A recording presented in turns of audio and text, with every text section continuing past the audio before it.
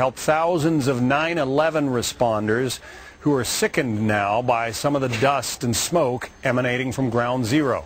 Senate Majority Leader Harry Reid promises a revote. Republican leaders, former New York City Mayor Rudy Giuliani and Governor Mike Huckabee, all supporters of this.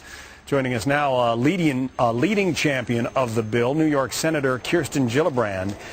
Senator Gillibrand, I think everybody wants to take care of the people who helped take care of New York City in the aftermath of that awful event. But the bill, the tab for this, $7 billion. Why so much money? Well, this is a fund that will pay for the health care for all of these first responders, these heroes, and all the victims of the families who are there at Ground Zero, who some of the children are really suffering from very difficult lung disorders and other conditions. And so this is a fund that's going to pay for their health care over the next 10 years. And the bottom line is, this is a question of right versus wrong. These are the men and women who literally climbed up the towers when everyone was running down. They are the men and women who are there looking for survivors in the first days and then remains thereafter. They're the ones who were there day in, day out for months and months to clean up that pile. And I can tell you, these are our bravest. These are the ones who came to answer the call of duty, and now we really have to stand by them. How many people are potentially, beneficiaries of this fund?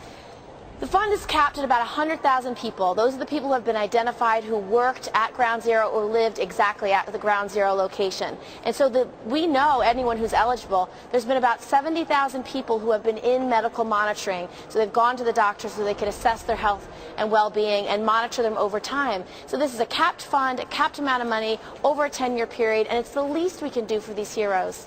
It's a little bit difficult to keep track of where all of this legislation stands in Congress with all of the votes and revotes that are going on. But this passed the House in September. It went to the Senate. It failed. Now you're looking for what, a couple of more votes? You think you can get it through? Yes, and I think we have them. I've been talking to about a dozen Republican senators over the last year, and I have a very strong feeling that they are going to support this bill.